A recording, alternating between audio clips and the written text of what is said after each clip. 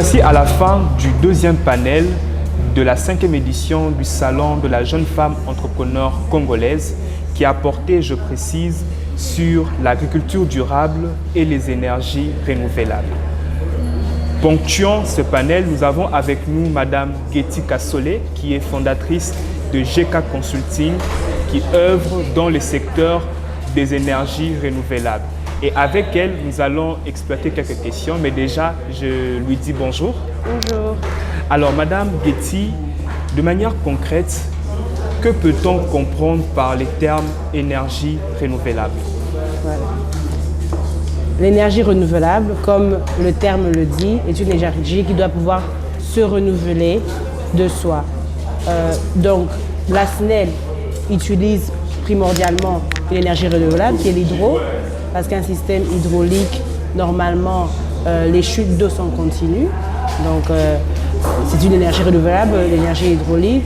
Le solaire est une énergie renouvelable parce que le soleil revient chaque jour. Donc de 6h à 18h, pour la plupart des cas, on a une énergie renouvelable avec le solaire. L'énergie aussi nucléaire est renouvelable et l'énergie générée aussi par le vent est renouvelable. Et donc la différence serait, par exemple, quand on a un groupe électrogène chez soi, on doit tout le temps mettre de l'essence. Quand ça finit, on doit rajouter, on doit encore en acheter. Donc ce n'est pas une énergie renouvelable parce qu'il faut tout le temps injecter du gaz dans le système. Voilà. Nous parlons ici de l'entrepreneuriat vert.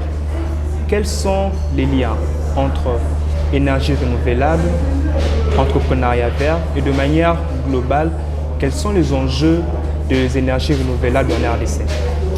Alors, les enjeux de l'énergie, d'abord en RDC, c'est que à nos jours, il n'y a que 19% de la population congolaise qui est électrifiée. Je sais que le gouvernement congolais, en 2014, ils ont libéralisé le secteur pour permettre à ce qu'il y ait une électrification beaucoup plus avancée. Et je pense que ça commence à croître. C'est à peine en 2020 qu'il y a eu ARE et ANSER finalement installés en RDC, qui sont les régulateurs et aussi les responsables de l'électrification urbaine, périurbaine et rurale.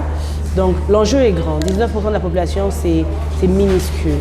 En termes de potentiel financier, on est à 920 millions par an, à croître de 4% chaque année.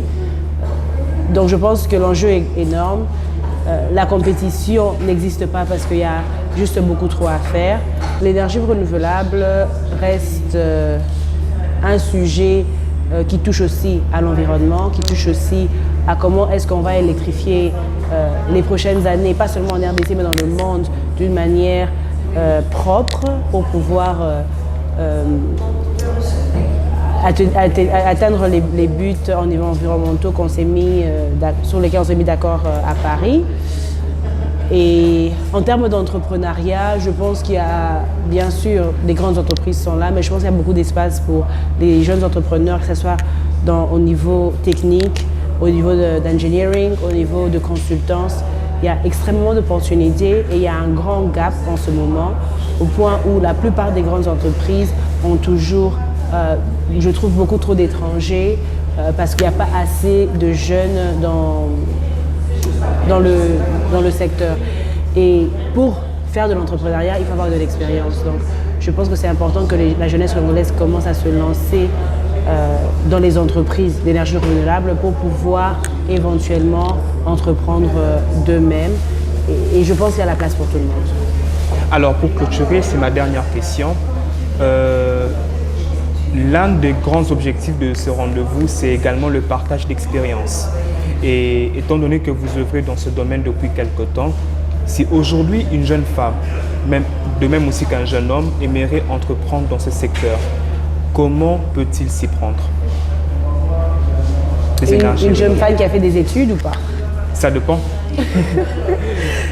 Alors, je pense qu'il faut, quand on parle d'énergie, d'électricité, c'est pas la blague. L'électricité, ça peut tuer. Donc, si vous n'avez aucune notion d'électricité, d'énergie, il ne faut pas aller installer des panneaux solaires ou faire un design, une solution solaire. Donc, il faut se limiter à ses capacités. Par contre, pour les jeunes femmes et hommes ingénieurs. Moi, à la base, je suis ingénieur mécanique. Oui, et moi, j'ai beaucoup appris sur le secteur de l'énergie. J'ai travaillé dans plusieurs secteurs. Donc, je pense que pour ceux-là qui sont déjà professionnels ingénieurs dans le domaine, ils peuvent le faire.